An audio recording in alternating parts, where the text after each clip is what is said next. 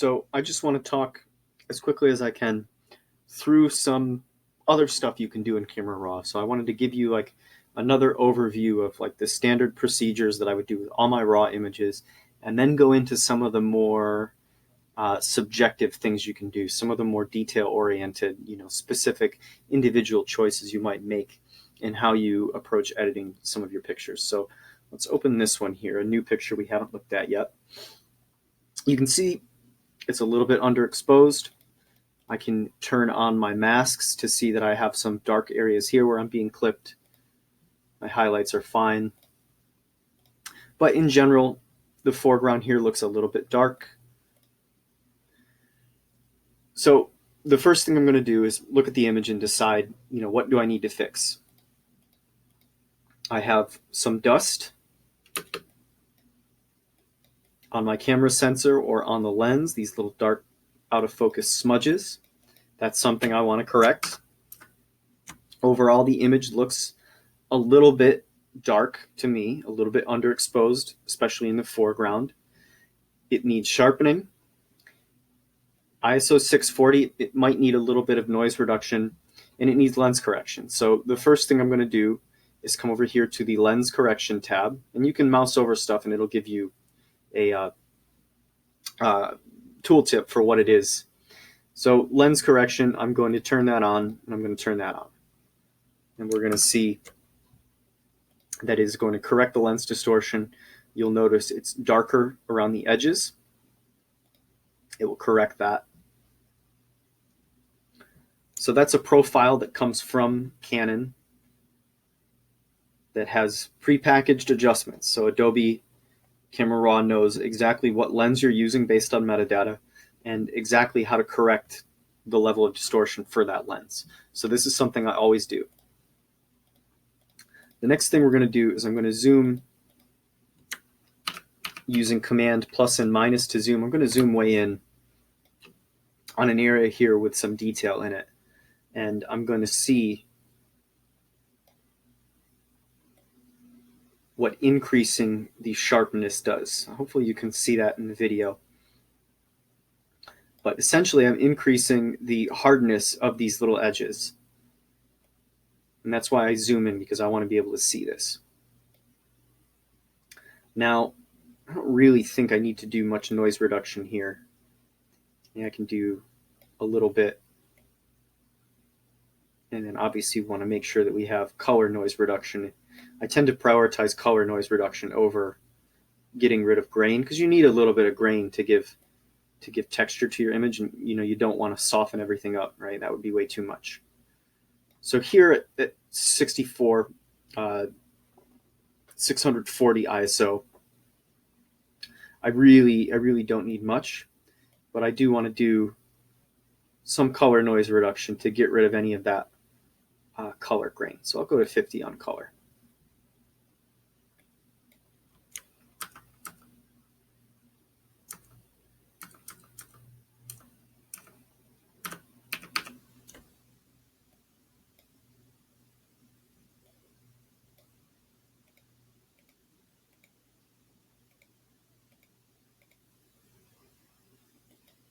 Just going to turn off luminance noise reduction altogether. I don't think we need it.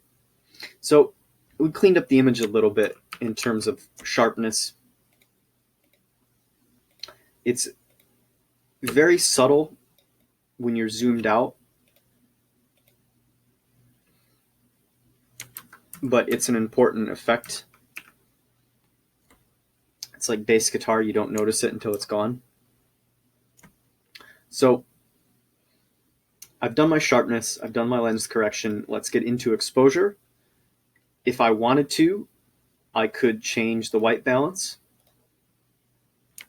In this case, I'm pretty happy with the overall white balance. It looks good enough to me.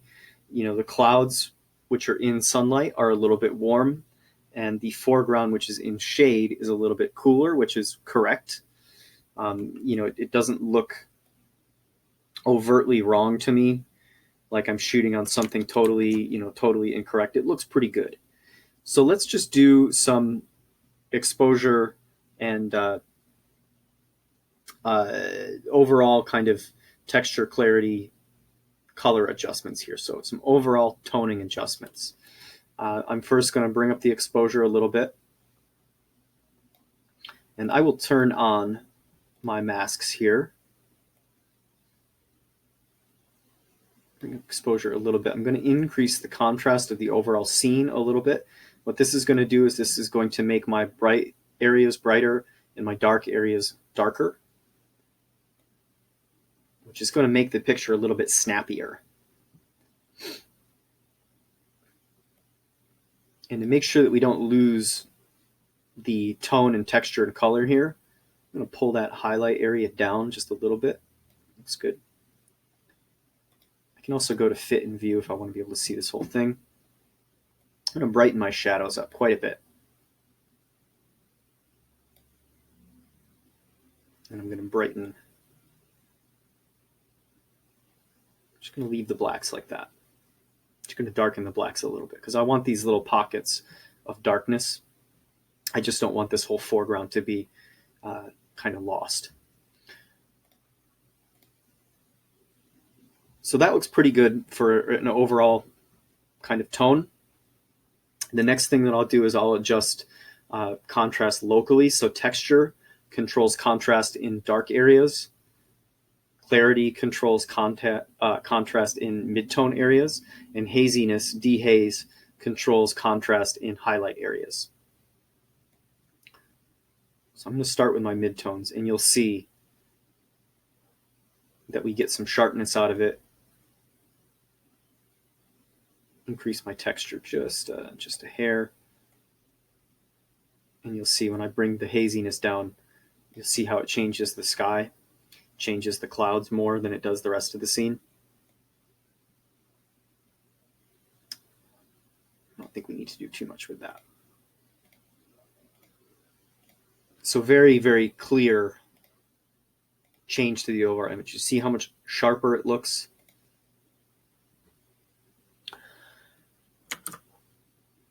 So that's a pretty good place to get this image to. Next thing I'm going to do is I'm going to pull up my spot removal. We're going to turn on, oh, we don't want to turn on that. I'm going to zoom in. Again, zooming in is Command plus and minus. Undo is Control Z or Command Z. And what I want is I want my brush to be just a little bit bigger than the spot that I'm going to be trying to get rid of. To adjust the brush size, you just use the bracket keys on your keyboard. So just below plus and minus, you have the bracket keys, and they'll make it bigger or smaller. Or you can also, adjust the size of the brush just by using the sliders here. The feathering of the brush, you'll see that inside ring and the outside ring. So more feather will give you more blending into the surrounding area, which is what we want in this case. And opacity will control how dense the brush is. So if I do this right here, you'll see it covers that spot and it grabs from over here.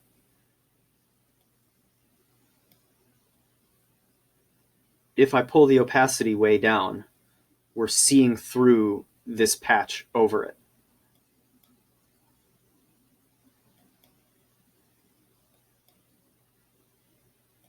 So you can use feathering and opacity to reduce the overall visibility of what you're trying to cover.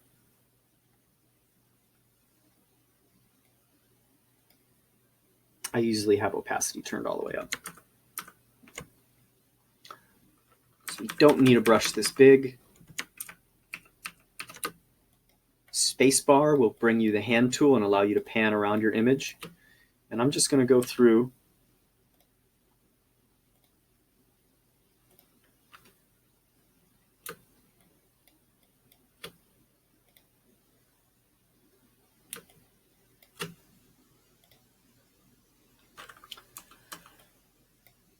and we're going to patch over these things. And you can see I am able to control where we're kind of pulling information from to cover things with.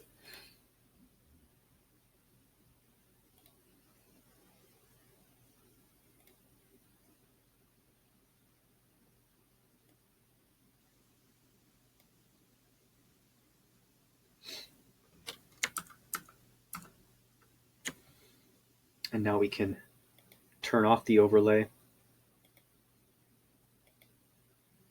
And we can see the before and after. So what else might I want to get rid of?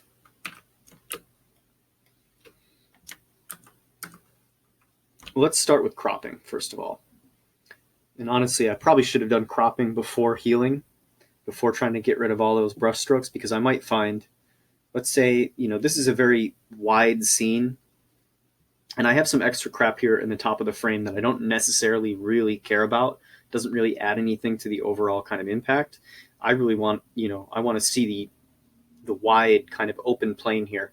So I'm going to go to a much wider crop, something like this.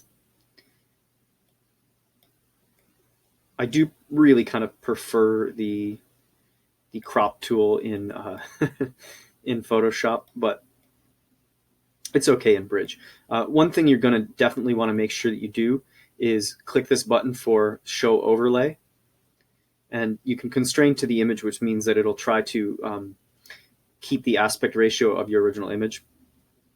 But Show Overlay will give you your rule of thirds, and the reason you might want to do that is when we rotate here, I'm wanting to align this horizon with the edge of my frame, so the overall kind of composition is square to the frame. And what I'm going to do, thinking about my rule of thirds, I'm going to push this frame all the way up in the corner and kind of to the right, so that this road is coming in a way that feels a little bit balanced to the frame. And so my horizon is closer to the bottom third. I'm going to do something like that. We'll shrink it just a little bit.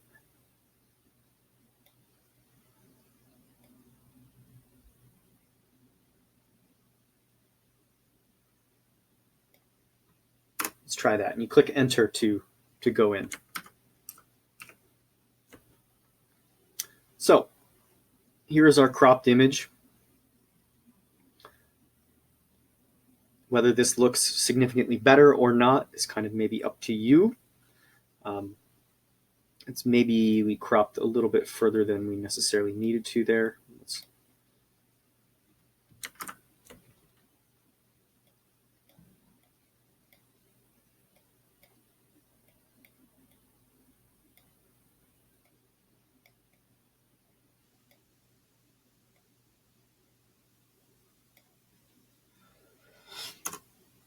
Okay, that's a little bit better.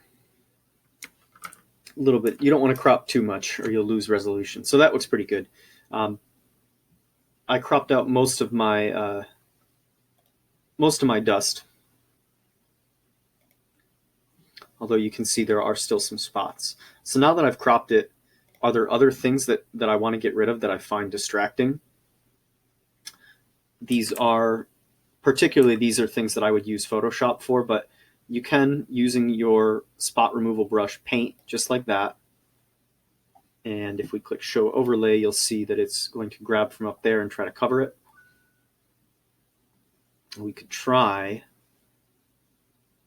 to get rid of this cloud, although I think this is probably going to be a big ask for,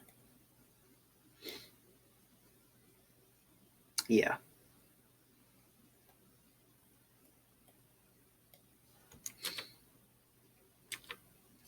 Yeah, let's undo. So you could get rid of this cloud. More than likely, you should be able to. Whether you can use the tools available in Bridge to get rid of it or not, I can't. We'll see here. I don't think so. It'll do crazy stuff. Yeah, so this is something that you're going to need to if I wanted to remove this, I would need the tools in Photoshop to do that, the clone tool or the spot removal brush. So this is good particularly for doing small, little, getting rid of smaller things, dust, spotting like that. It's particularly good at, but obviously, that's a big, large amount of image. So trying to get rid of that is kind of a little bit too much. So I would definitely, though, use it to spot away stuff, use it to get rid of distractions. What else could we do? We could bring up this adjustment brush right here. Let's set everything to 0. So using this adjustment brush, I can paint basically, and here are my controls for the brush right here. So I can control the size. Obviously that's kind of a large brush. We can control the feathering. So let's just look very quickly at what these are going to do. I'll do some crazy exposure. So size, obviously, right, the size of the overall brush. Feathering has the edges, so if I click this right here, you can see it's kind of smooth. Whereas if I turn my feather to 0, we're going to get a very sharp circle. So I can soften the edges. Now what flow does, let's turn the feathering to 0 there. What flow does is, it's like how much paint you have in the brush, how quickly does the effect begin to stack. So with a flow of one click shows basically nothing. But if I hold the button down here and I continue to paint, you'll see it gets brighter and brighter and brighter over time. So that's with a flow of 1. If I have the flow set to 100, right? So you can control how quickly the effect kind of happens and how smooth the edges are. And density is how see-through the overall effect is. So if I have my flow set to 100 and my feathering set to 0, and I click once, and then I turn the density down to 50, you'll see we start to see a little bit more. And if I turn the density down to 10, so.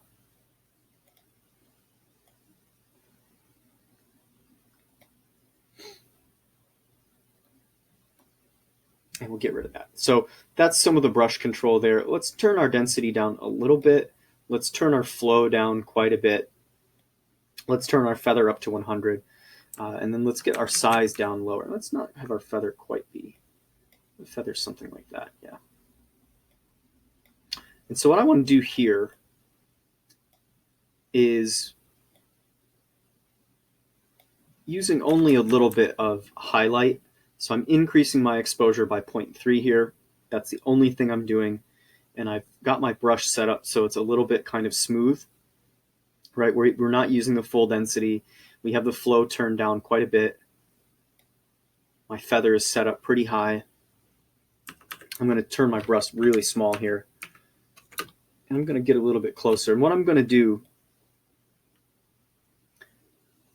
is just come in here, and I can also, let's turn up the highlights.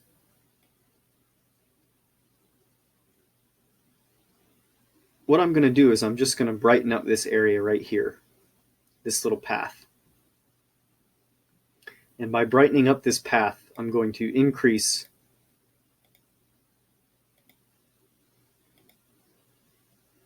its visibility. It's going to jump out a little bit more compared to the rest of the foreground.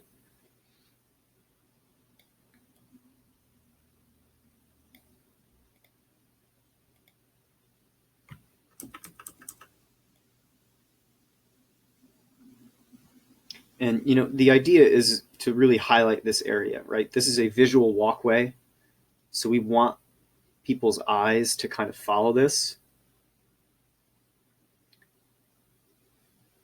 And so to draw attention to it, I just want to brighten it up a little bit. Let's increase the contrast on it a little bit too, to really make it kind of pop. There we go. So I can adjust by painting stuff in any one of these settings. if I wanted to make this area, greener, bluer, if I wanted to change the color locally in just this area, I can do that.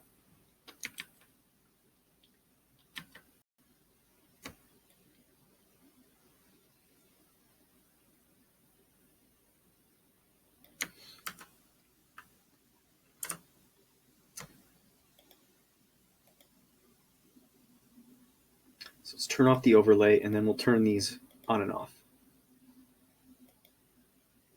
Right, so there's a huge difference in these two just by doing a little bit of dodging and burning. So let's add a new brush, and let's do the opposite. Let's make things a little bit darker. And I'll still increase the contrast. I'm going to work with a slightly bigger brush here. Let's just come along in here.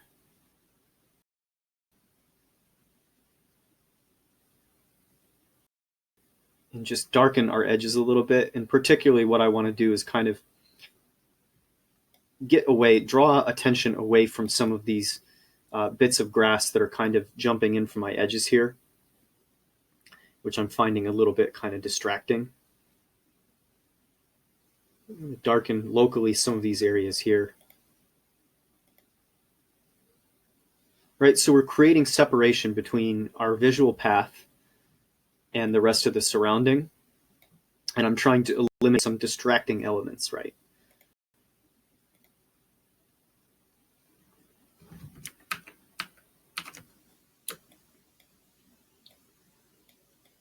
So I'll make my brush really small here, and let's make that fence post really kind of pop.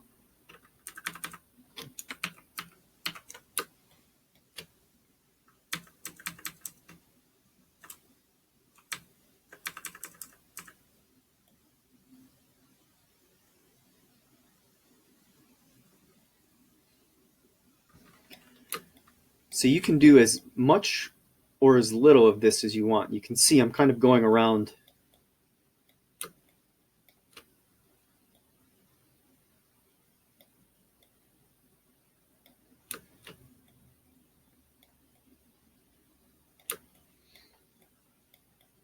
Now there is a fine line between doing too little and doing too much, and the goal is for it to not look super obvious when you've changed stuff like this. So, be a little bit delicate with it. And I'm painting and painting and painting, and then I'm grabbing spacebar to pan over. And I'm just kind of, I'm trying to create a little bit of separation in these areas, right? So we'll zoom out.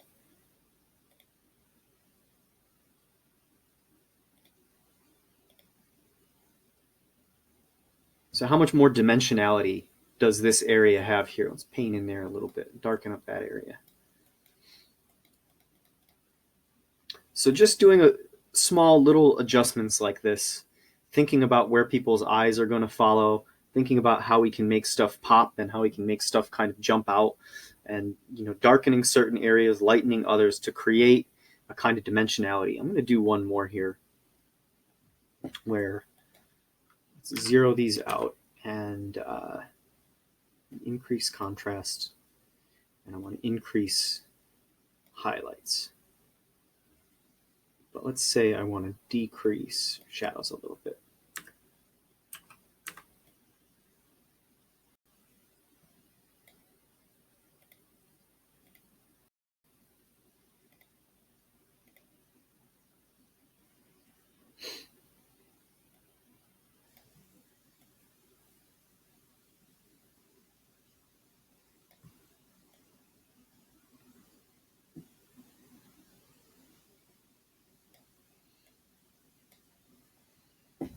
So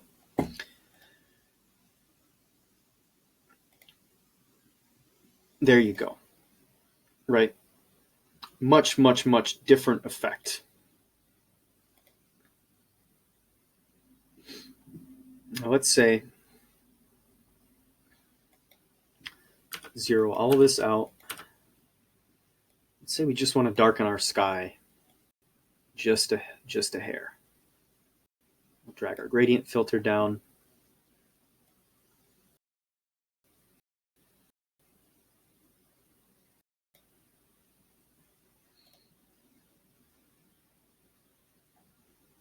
Back to our hand tool.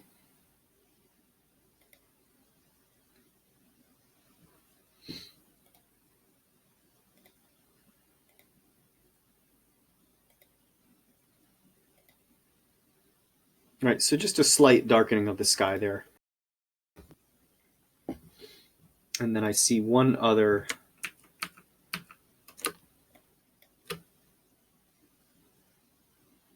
tiny dust spot right there.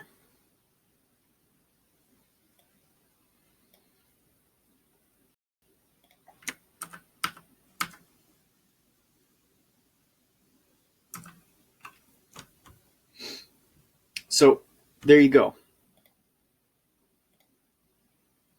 Quite a marked change in this image in terms of its detail, in terms of how I've adjusted certain areas, and really pops out of there now. The fence posts have greater contrast. There's more depth and dimensionality in it. I can show you really quickly. I'm going to hold Shift and I'm going to say, actually, I want to open this as an object. I'll just open this in Photoshop really quick. And I'll show you what my next step would be. But hopefully this just gives you a little bit more sense of what you do with Camera Raw and the level to which you can take some of your edits. So let's let this open here.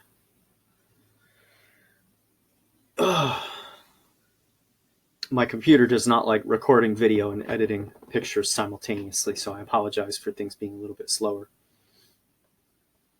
So here's our image. I'm not really going to talk much about Photoshop. First thing I'm going to do is create a new layer. I'm going to grab my healing brush tool. I'm going to make it bigger. I'm going to say all layers, or current and below. I'm going to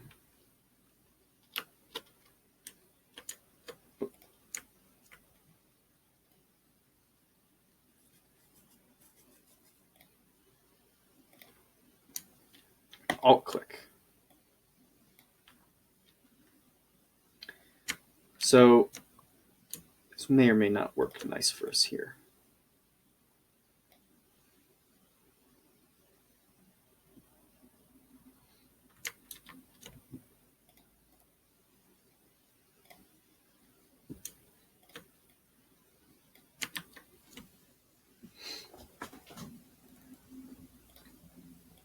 You have a couple different retouching tools, and I'm just wanting to see if I was really wanting to get rid of this cloud, if that's something that I could do easily or if it would give me a really hard time.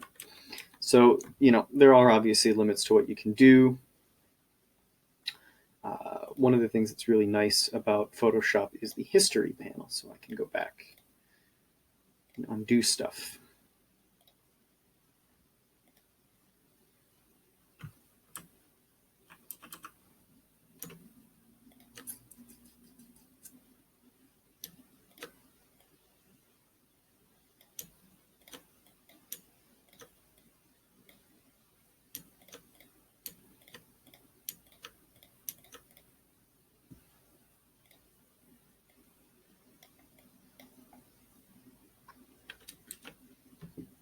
Mm-hmm.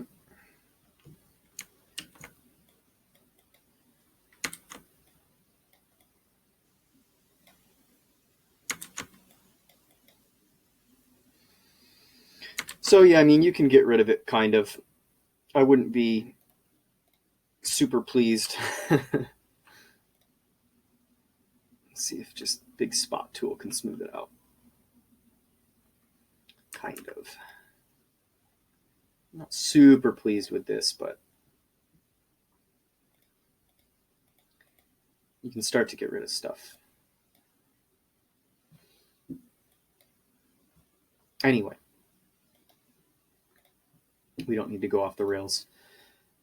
Some of what you can do in Bridge, hopefully this helps you guys. I will show you one more thing. Let's go to anybody that's interested in doing portraits.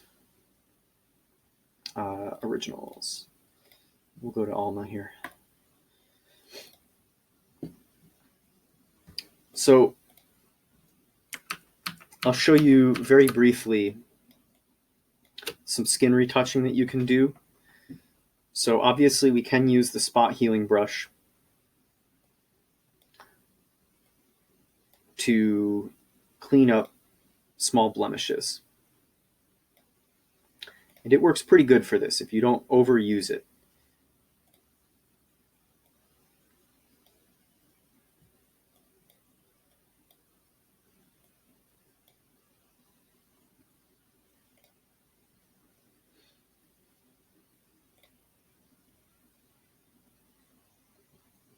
So you can use the spot healing brush to clean up, small blemishes on people.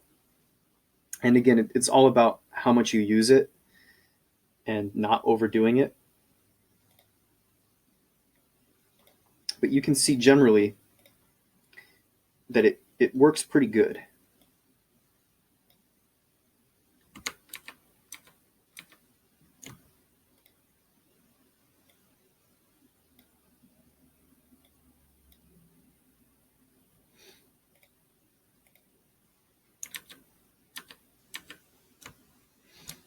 But it has trouble around edges and stuff.